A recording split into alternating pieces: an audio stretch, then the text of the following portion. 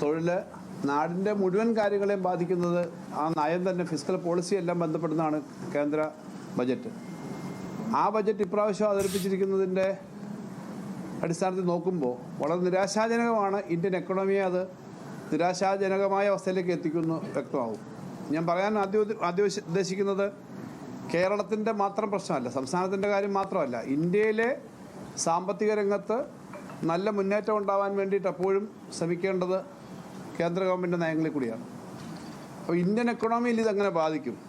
വാസ്തവത്തിൽ Indian എക്കണോമിയിലൊരു recession ട്രെൻഡാണ് എന്ന് നിങ്ങൾ ആദ്യം ഇതിൻ്റെ ബഡ്ജറ്റ് അറ്റ് എ ഗ്ലാൻസ് എടുത്തിട്ട് അതിൻ്റെ ആദ്യ ഭാഗം നോക്കുമ്പോൾ തന്നെ മനസ്സിലാവും. കാരണം സാമ്പത്തിക രംഗത്ത് വലിയ മുന്നോട്ട് പോക്കില്ല, വളർച്ചയില്ല, കൂടുതൽ ഇൻവെസ്റ്റ്മെൻറ്റ് വരാനുള്ള നയങ്ങളില്ല.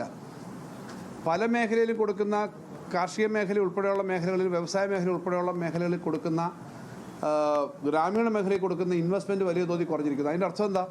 കൂടുതൽ എംപ്ലോയ്മെൻറ്റ് ഉണ്ടാവില്ല, നാട്ടിൻപുറത്തേക്ക് ധാരാളം പണം എത്തില്ല. ഏറ്റവും പ്രധാന പ്രശ്നം ഈ ബഡ്ജറ്റിൻ്റെ അതാണ്. ബാക്കി കേരളത്തിലെ കാര്യത്തിലേക്ക് വരാം. കേരളത്തിനോട് ചെയ്യേണ്ട കാര്യങ്ങൾ ചെയ്തില്ല, നമ്മൾ എക്സ്പെക്ട് ചെയ്ത കാര്യങ്ങളൊന്നും ചെയ്തിട്ടില്ല എന്നുള്ള കാര്യമുണ്ട്. പക്ഷേ വളരെ വളരെ നിരാശാജനകമായിരുന്നു. ആകെ ടാക്സ് ഇന്ന് വായിച്ചതിനകത്ത് മഹാഭൂരിപക്ഷം സമയം ടാക്സ് ആയിരുന്നു എന്നുള്ളത് നിങ്ങൾ ശ്രദ്ധിച്ചു. ടാക്സിനകത്ത് എന്തെങ്കിലും കാര്യമായിട്ട് പറഞ്ഞോന്ന് ചോദിച്ചാൽ അതിനകത്തൊന്നും ഇല്ല താനും. നോക്കിക്കഴിഞ്ഞാൽ ഇവിടുന്ന് ആ ടാക്സ് നിർദ്ദേശങ്ങൾ തന്നെ നമ്മുടെ താല്പര്യത്തിനല്ല, വിദേശ രാജ്യങ്ങളുമായിട്ടുള്ള കരാറിന് സഹായിക്കുന്ന, ഇപ്പോൾ ഏറ്റവും ഒടുവിൽ വന്ന യൂറോപ്യൻ യൂണിയൻ കരാർ, നേരത്തെ ട്രംപിൻ്റെ ഭീഷണിയുടെ ഭാഗമായിട്ടുള്ള കാര്യങ്ങളൊക്കെ ബാധിക്കുന്ന തരത്തിലേക്കുള്ള കാര്യങ്ങൾ അതിൽ വരുന്നത്. അപ്പോൾ അതുകൊണ്ട് നമ്മുടെ എക്കണോമിയെ മുന്നോട്ട് കൊണ്ടുപോകാൻ സഹായകരമായ അധികം കാര്യങ്ങൾ ഈ ബഡ്ജറ്റിൽ പറഞ്ഞില്ല എന്നുള്ള ഒരു വിഷമം തന്നെ ഇതിനകത്തുണ്ട്.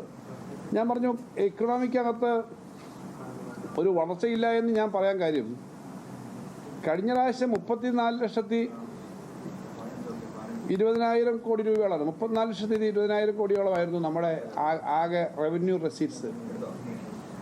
അതിപ്പോൾ 35 ലക്ഷം രൂപയായുള്ളൂ. എന്ന് പറഞ്ഞാൽ തുകയൊക്കെ വലുതാണെങ്കിലും ഒരു സ്റ്റേറ്റിൽ തന്നെ സാധാരണ 10,000 20,000 ഒക്കെ റവന്യൂ റെസീറ്റ്സ് വർദ്ധിക്കും.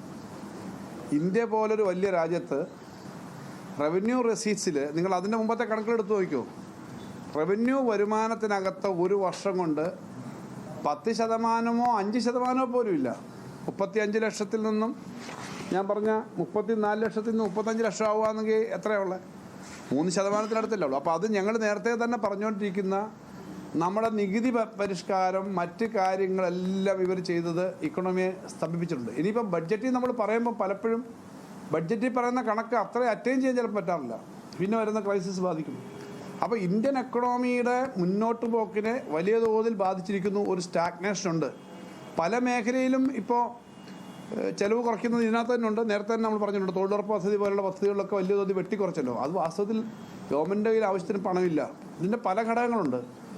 ഒന്ന്, ട്രംപിൻ്റെ താരിഫ് വാർ വന്നതിന് ശേഷം പല കാര്യങ്ങളും നമ്മൾ കൺസിഡർ ചെയ്ത് കീഴടങ്ങി കൊടുക്കുകയാണ്. ഇപ്പോൾ യൂറോപ്യൻ യൂണിയനുമായിട്ട് വന്നതിനകത്തും അത് തന്നെയാണ്. ഇന്നത്തെ ഈ ടാക്സ് പരിഷ്കാരങ്ങൾ ഈ പറഞ്ഞേക്കുന്ന മൊത്തം നിങ്ങൾ നോക്കിയോ.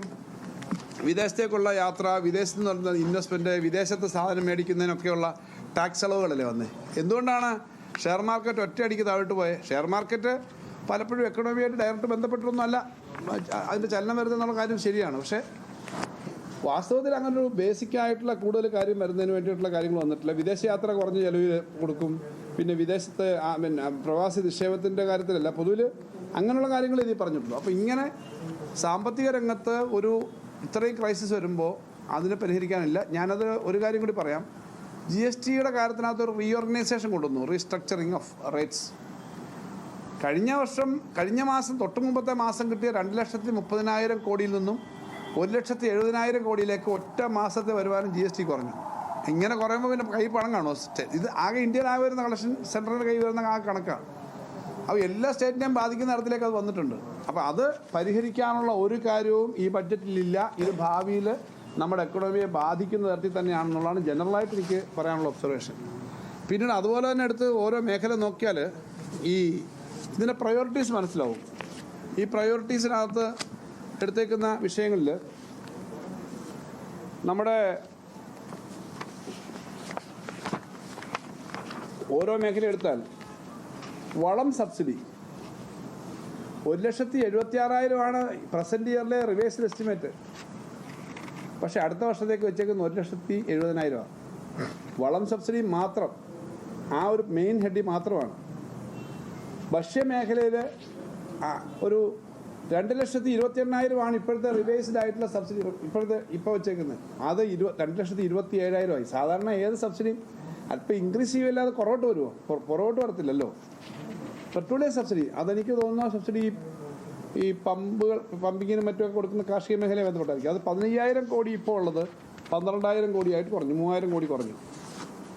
കാർഷിക മേഖലയായി ബന്ധപ്പെട്ടിട്ടെടുത്താലും ആരോഗ്യ മേഖല എടുത്താലും ഒന്നും ഇതേ പ്രശ്നം തന്നെയാണ്. അതിനകത്തൊന്നും ഒരു ഇൻക്രീസ് ഇല്ല.